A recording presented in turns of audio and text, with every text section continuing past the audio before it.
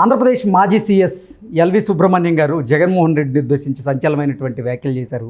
జగన్మోహన్ రెడ్డి ముఖ్యమంత్రిగా ఉన్న సమయంలో విశాఖ ఉక్కు కర్మాగారాన్ని తీసేసి ఆ స్థానంలో క్యాపిటల్ సిటీని నిర్మించాలి అనేటువంటి ప్లాన్ చేశారని, కానీ అది బెడిసి కొట్టింది అంటూ ఆయన సంచలనమైనటువంటి వ్యాఖ్యలు చేసినటువంటి నేపథ్యంలో ఈ అంశం మీద మనం విశ్లేషణ చేసుకునేటువంటి ప్రయత్నం చేద్దాం. ప్రస్తుతం మనతో పాటు ఉన్నారు ప్రముఖ రాజకీయ విశ్లేషకులు, ప్రముఖ సీనియర్ జర్నలిస్ట్ డివిఎస్ గారు. సార్తో మాట్లాడదాం. సార్ నమస్తే. సార్ నమస్తే. ఆంధ్రప్రదేశ్ మాజీ సీఎస్ ఎల్వి సుబ్రహ్మణ్యం గారు జగన్మోహన్ రెడ్డి మీద సంచలనమైనటువంటి వ్యాఖ్యలు చేశారు.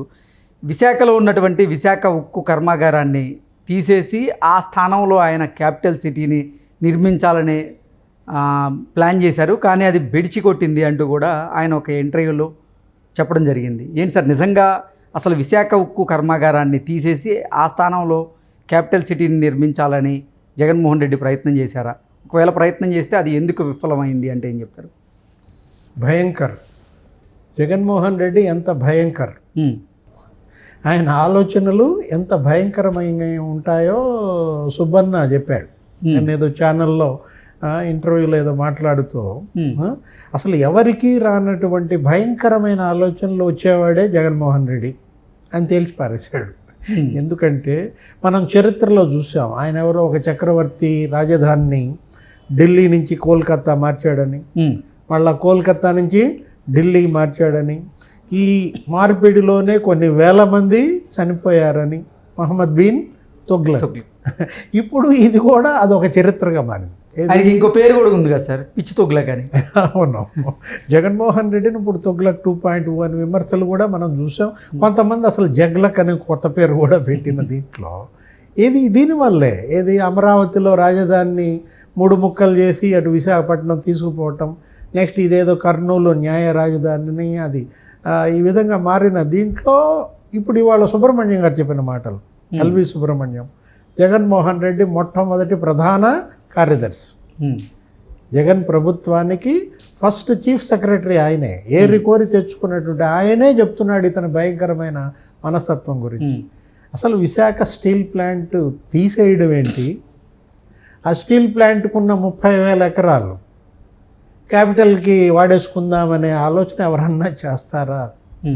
అదేమంటే అది విశాఖ నడిబొడ్డునుంది, అదేదో పొల్యూషన్ ఉంది, నడిబొడ్డున పొల్యూషన్ ఫ్యాక్టరీ పెట్టుకుంటారా అనేదో వ్యాఖ్యలు చేసినట్టు, స్టీల్ ప్లాంట్లో పొల్యూషన్ ఎందుకు ఉంటుందని ఈయన అడిగినట్టు, ఆయన మాట కాదన్నాడు అని చెప్పి ఈయనేదో చులకనగా మాట్లాడినట్టు. జగన్మోహన్ రెడ్డి ఆయన మాటలకి వంతపాడే అధికారులే సమర్థులని, ఆయన మాటలకి అడ్డం పడే అధికారులు అసమర్థులుగా, చేతగాని వారుగా, చులకనగా చూస్తాడనేది కూడా ఆయన నిన్న మాట్లాడిన మాటలు. మరి జగన్మోహన్ రెడ్డి ఎందుకు సార్ మీడియా ముందుకు వచ్చిన ప్రతిసారి అసలు విశాఖ ఉక్కు కర్మాగారాన్ని ప్రైవేటీకరణ కాకుండా నేనే అడ్డుకున్నాను, లేదంటే ఇప్పటికే కేంద్ర ప్రభుత్వం విశాఖ అంటే వైజాగ్ స్టీల్ ప్లాంట్ని ప్రైవేటీకరణ చేసేసేది అంటూ ఆయన డబ్బాలు కొట్టుకునేటువంటి ప్రయత్నం ఎందుకు చేస్తున్నారు? మరి ఎక్కడ అది కాదు కదా. ఇప్పుడు ఆయన మొన్న సిద్ధం సభలు ఎన్నికల ప్రచారంలో విశాఖ వెళ్ళినప్పుడు కూడా అక్కడ స్టీల్ ప్లాంట్ కార్మికులు, అసలు ఇంతవరకే ఆయన ఏనాడు స్టీల్ ప్లాంట్ కార్మికులను కలవలేదు. అవును, నీకు 1500 రోజులుగా వాళ్ళు ఉద్యమం చేస్తున్నా ఇక్కడ ఈ అమరావతి రైతులు, మహిళలు వీళ్ళు 1631 రోజులుగా చేస్తున్నా ఏనాడు వాళ్ళని పిలిచి మాట్లాడిన పాపాన పోలేదు, వాళ్ళ శిబిరానికి వెళ్ళిన పాపాన పోలేదు. అక్కడ కూడా అంతే. విశాఖ స్టీల్ అక్కడ ఎన్నికల ప్రచారంలో విశాఖపట్నం వెళ్ళినప్పుడు ఇక విధి లేని పరిస్థితుల్లో ఈ మీటింగ్ అక్కడ జరుగుతున్నప్పుడు కార్మికులంతా దగ్గరకు వచ్చి మాట్లాడితే స్టీల్ ప్లాంట్ ప్రైవేటీకరణ చేస్తున్నారా అన్నట్టుగా ఆయనకి తెలియనట్టుగా మాట్లాడిన విధానం, దట్ ఈజ్ జగన్మోహన్ రెడ్డి. వాళ్ళు బెత్తరపోయారన్నమాట. ఏంటి, దేశం మొత్తం దీని మీద చర్చ జరుగుతోంది. విశాఖ స్టీల్ ప్లాంట్ ప్రైవేటీకరణ అడ్డుకుంటానని ఒకవైపు తెలంగాణ ముఖ్యమంత్రే చెప్పాడు. ఆయన అసలు అక్కడికి వచ్చి షర్మిల దీక్షలో కూడా పాల్గొన్న దీంట్లో ఇతర రాష్ట్రాల ముఖ్యమంత్రులకే అంత కన్సర్న్ ఉంటే సొంత రాష్ట్ర సీఎం స్టీల్ ప్లాంట్ ప్రైవేటీకరణ నాకు తెలియదే అన్నాడంటేనే అర్థమైపోవాలా. అంటే ఏంటి, స్టీల్ ప్లాంట్ని కబ్జా చేద్దామనే ఆలోచన. ఓకే, విశాఖ నడిబొడ్డున ఉన్నటువంటి ఆ 30,000 ఎకరాలు దానిపైన ఈయన కన్నుబడింది. అది దగ్గర దగ్గర నీకు 1,00,000 కోట్ల సంపద. ఏది కొన్ని వందల మంది దానం ఇచ్చిన భూమి, రైతులు దానం ఇచ్చినటువంటి భూమి. విశాఖ స్టీల్ అంటే విశాఖ ఉక్కు ఆంధ్రుల హక్కు. అదొక ఉద్యమం, పోరాటం, అదొక పోరాటం, అదొక సెంటిమెంట్ అన్నమాట. ఇక్కడ విశాఖ స్టీల్ ప్లాంట్ కోసం నీకు వరంగల్లో చనిపోయారు, హైదరాబాద్లో చనిపోయారు, సిద్దిపేటలో చనిపోయారు. ఎందుకంటే వాళ్ళకేం సంబంధం లేదు. ఉమ్మడి రాష్ట్రంలో అంతగా భావోద్వేగాలతో ముడిపడిన అంశం అది.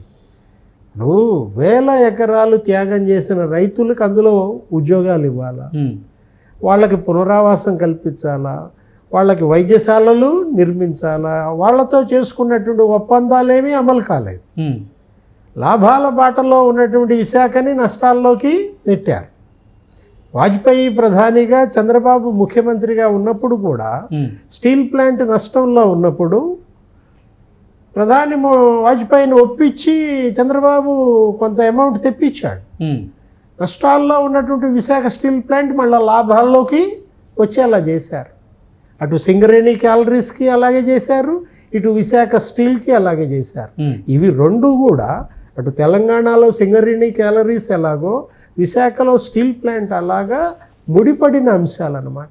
ఓకే, నష్టాల ఊబిలో ఉన్నటువంటి వాటిని ఎలా లాభాల బాట పడుతుందో చేయాలి. ప్రభుత్వం చేయాల్సింది అదైతే వాళ్ళు ఏం చేస్తున్నారు, గంపగుత్తగా దాన్ని డిజిన్వెస్ట్మెంట్లోకి నెట్టేసి పెట్టుబడుల ఉపసంహరణ కింద దాన్ని తెచ్చి అక్కడ ఉన్నటువంటి ఆ భూముల కోసమో, అక్కడ ఉన్నటువంటి ఆ నష్టాలను భర్తీ చేసుకోవడం కోసమో కేంద్ర ప్రభుత్వం చేస్తున్న తప్పిదాల్లో కొన్ని అన్నమాట. ఇప్పుడు కేంద్ర ప్రభుత్వం ఇవాళ తెలుగుదేశం ఎంపీల పైన ఆధారపడి ఉన్న నేపథ్యంలో విశాఖ స్టీల్ ప్లాంట్ ప్రైవేటీకరణని బీజేపీ కార్యకర్తలు, నాయకులే అడ్డుకుంటున్న పరిస్థితిలో మనం చూసాం. 1500 రోజుల పోరాటం, అక్కడ బీజేపీని గెలిపించిన పరిస్థితి.